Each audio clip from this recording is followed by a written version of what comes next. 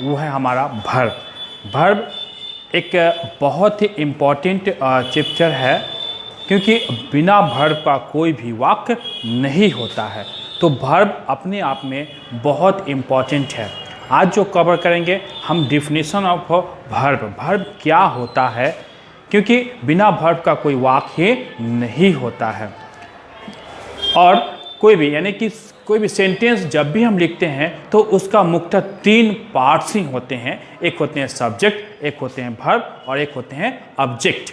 तो सब्जेक्ट क्या, हम वर्ब स्टार्ट करते हैं कि verb is the one which describe the action और the state of the subject, या इन अदर वर्ड्स दूसरे शब्द हम इसको कह सकते हैं verb is words which denotes an actions, possessions, relations और स्टेट ऑफ बीइंग। यानी कि पहले हम बताएं कि जिससे कुछ करने या होने का बोध होता है, जिससे कोई काम करने का बोध होता है, we can see that this is a verb. जैसे लाफ हंसना, हम हंसे, जोर जोर से हंसा, हंसने का जो कार्य हो रहा है, यानी कि ऐसे ही हंसने का मतलब क्या हुआ कि हम हंस रहे हैं, तो हंसना एक कार्य हुआ। इट खाना, हम जो खा रहे हैं ये भी हमारा कार्य हुआ। गो, हम चल रहे हैं, जा रहे हैं, ये भी एक कार्य हुआ। रन, दौड़ना, ये भी एक कार्य हुआ। Play, am, is, are, can, could, shall, will, ये सभी क्या है, वर्ब है। कुछ और सेंटेंस ले और उनमें वर्ब के प्रयोग को देखें। जैसे एक्शन, यहां पे हम एक आता है एक्शन। अब एक्शन होता क्या है? एक्शन यानी कि जो भी काम एक्शन किया जाता है, एक्शन वाला, जैसे राम विल कम, आने का काम हो रहा है। क्या चीज काम हो रहा है? एक्शन। इस वाक्य में क्या है? एक्शन है। यहां विल कम जो है आपका क्या हो गया? वर्ब। दूसरा वाक्य है ही प्लेज, इसमें प्लेज जो है ये क्या कर रहा है? खेलने का काम कर रहा है। यानी काम क्या हो रहा है? खेलने का। कौन काम कर रहा है? वह कोई व्यक्ति होगा जिसके बारे में हम कहा कि वह खेलता है। तो यहां पर प्ले क्या हो गया? Verb. The man was walking, इस वाक्य में वाज वॉकिंग जो है आपका वर्ब हो गया। और यहां पे काम क्या हो रहा है? दौड़ने का काम हो रहा है, सॉरी टहलने का कार्य हो रहा है। इस वाक्य में रिलेशन और पोसेशन देखेंगे।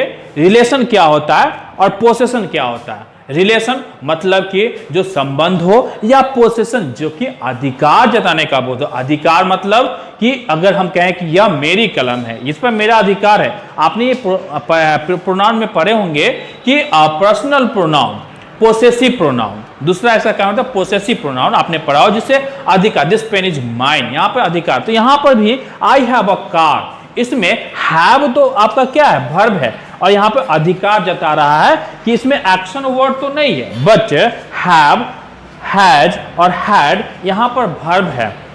स्टेट ऑफ बीइंग क्या होता है? राम इज पुअर, राम गरीब है। इसमें इज जो है और आर जो है आपका क्या है? वर्ब है। तो आपको ये डिफिनीशन पूरा क्लियर हो गया होगा कि वर्ब क्या होता है। वर्ब यानी कि जिससे कुछ करने या होने का बोध होता है, उसे हम क्या बोलते हैं? वर्ब कहते हैं। कोई भी वाक्य ले ले, मोहन दौड़ता है, तो अब देखेंगे कि वर्ब का काइंड्स, यानी कि वर्ब आर ऑफ 2 टाइप्स। इसके 2 प्रकार होते हैं, जो कि पहला प्रकार ये हमारा पहला क्रिया 2 प्रकार की होती है, जिसमें पहला मेन वर्ब, यानी कि इसको हिंदी में हम क्या बोलते हैं? मुख्य क्रिया। हिंदी में क्या बोलते हैं इसको? मुख्य क्रिया। यह क्रिया सब्जेक्ट के कार्य की जानकारी देती है, यानी कि जो सब्जेक्ट कार्य कर रहा है वह हमारा क्या कहलाता है? यानी कि यहां पर सब्जेक्ट के कार्य की जानकारी देती है। मुख्य क्रिया का सीधा सा मतलब है कि कोई भी काम, जैसे नाचना, गाना, सोचना, पढ़ना, लिखना, पिटना आदि, ये सभी क्या कहलाती है? यह मेन वर्ब कहलाती है। यानी कि main verb describe the actions of the subject such as to dance, to sing, to think, to read, to write, to beat, it is say. यानी कि मेन वर्ब जिससे, यानी कि किसी भी वाक्य का जो प्रधान होता है वह हमारा मेन वर्ब। जैसे सोचना, जैसे किसी भी चीज को हम सोच रहे हैं, तो हम आपको ये बताएंगे, ये बोलेंगे सोचना तो हम तो कोई काम तो नहीं कर रहे हैं, बट आप मेंटल वर्क कर रहे हैं। इसी जरूरी नहीं कि वह काम वही हो जो हाथ पैर से किया जा रहा हो। ये कोई जरूरी नहीं है कि हाथ पैर से काम किया जाना ही आपका मेन वर्ब कहलाएगा, यानी फिजिकल हो। अगर आप कुछ सोच रहे हो, अगर कुछ सोच रहे हो तो भी दिमाग काम कर रहा है। यहां पे कौन काम कर रहा है? दिमाग काम कर रहा है, यानी मेंटल वर्क तो हो ही रहा है, इसलिए सोचना भी एक कार्य हुआ। एक दूसरा एग्जांपल लिखते हैं, I play football. I play football, इस वाक्य को देखेंगे, यहां जो प्ले जो है ये क्या हो रहा है? यहां पे खेलने का कार्य हो रहा है, यानी कि इस वाक्य का मेन है। मेन वर्ब कौन है? प्ले। उसी प्रकार पढ़ना, ही रीड्स बुक, यानी कि वह he reads book, he reads यानी कि वह पढ़ता है। यहां पर रीड्स क्या है? ये भी एक मीनिंग, पढ़ने का कार्य हो रहा है। लिखना, I write a letter, I write a letter, ये भी क्या है? मैं पत्र लिखता हूं। यहां पर राइट क्या हो गया? लिखने का कार्य हो रहा है। तो मेन वर्ब आप अच्छी तरह समझ गए होंगे कि मेन वर्ब क्या होता है। मेन वर्ब यानी कि जिसका अपना मतलब होता है, किसी वाक्य का प्रधान होता है, किसी वाक्य में उसका अपना मतलब होता है, this is called a main verb. या another definition of main verb is that main verb are those verbs which have the meaning of its own, यानी कि खुद का अपना मतलब हो, this is called a main verb. इसको आपको अच्छी तरह समझ में आ गया हो मेन वर्ब। अब इसका दूसरा काइंड है जो कि हम अध्ययन करेंगे।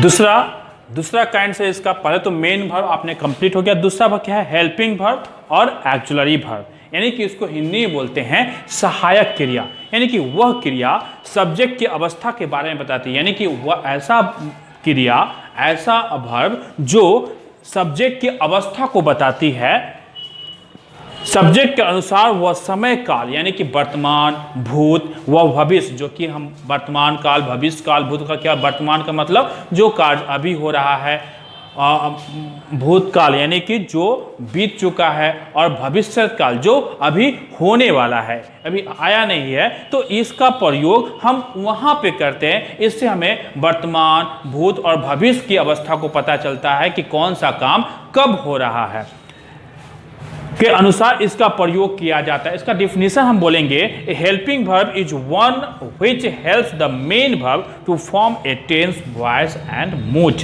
यानी कि वर्ब क्या होता है? हेल्पिंग वर्ब क्या होता है? जो मेन वर्ब को क्या करता है? मदद करता है to form a tense. Tense अभी बताया, भविष्य, वर्तमान, भविष्य काल, भूतकाल, ये तीनों, वर्तमान काल, भूतकाल और भविष्य काल, ये तीनों को मतलब कि बताता है कि ये काम कब हो रहा है। ये कौन बताता है? हेल्पिंग वर्ब ही बताता है। टेंस, वॉइस जब पढ़ेंगे वहां भी इसका प्रयोग होता है, और मूड यानी कि मॉडल्स वर्ब, मूड जो है वहां पर भी इसका प्रयोग किया जाता है। कुछ अंडरलाइन वर्ड्स है, जैसे आई एम रीडिंग। अब यहां पर एम क्या कर रहा है? एम जो है वह यहां पर एक्जुलरी वर्ब है, किसको मदद कर रहा है? इस मेन वर्ब, अभी बताएं मेन वर्ब जिसका अपना मतलब होता है, तो ये मेन वर्ब को मदद कर रहा है, इसको रीडिंग को मदद कर रहा है, रीड को मदद कर रहा है। ही विल गो, यानी कि यहां विल क्या हो गया? आपका एक्जुलरी वर्ब है, और किसको मदद कर रहा है? इस गो को, ये मेन वर्ब है, इसको मदद कर रहा है, और ये एक्जुलरी वर्ब है। My brother has come, my brother has come, इसमें हैज क्या है? आपका हैज एक्जुलरी वर्ब है। क्यों? क्योंकि ये क्या कर रहा है? अवस्था को बता रहा है, इसको सब्जेक्ट की अवस्था, यानी सब्जेक्ट मेरा भाई आ चुका है, यानी कब? यानी कि प्रेजेंट में आया है, वर्तमान अवस्था को बताता है हैज, और यू शुड डू दिस, यानी कि ये भी शुड क्या है? आपका एक्जुलरी, यानी कि इस वाक्य में एम, विल, हैज और शुड जो है आपको ये यहाँ पर एक्जुलरी वर्ब है, और ये सभी मेन वर्ब को मदद करता है। तो इस चैप्टर में यानी कि वर्ब में हमने क्या क्या पढ़ा, एक संक्षिप्त में आपको पूरा विस्तार से हम बता दे रहे हैं। इसमें पढ़ा कि सेंटेंस को, कोई ऐसा सेंटेंस नहीं है जहां पे वर्ब का प्रयोग नहीं होता है, यानी कि वर्ब सेंटेंस, यानी कि सेंटेंस के मुख्य 3 भाग होते हैं, यानी कि सब्जेक्ट, वर्ब और ऑब्जेक्ट सब्जेक्ट जो करने वाला होता है, वर्ब अभी बताएं जिससे कुछ करने या होने का बोध होता है, और कर्म यानी कि सब्जेक्ट और वर्ब का फल जिस पर पड़ता है, this is called A object. और यहां पर वर्ब आप समझ गए, यानी कि इसके दो काइंड्स होते हैं। मेन वर्ब, मेन वर्ब क्या है कि जिसके मतलब खुद का मतलब होता है, वो किसी दूसरे पर डिपेंड नहीं होता है, which have the meaning of its own, this is called a main verb. जैसे read, play, go, come, do यानी कि ये सब क्या है आपका, इस वाक्य में डू आपका क्या है, यानी कि मेन वर्ब है।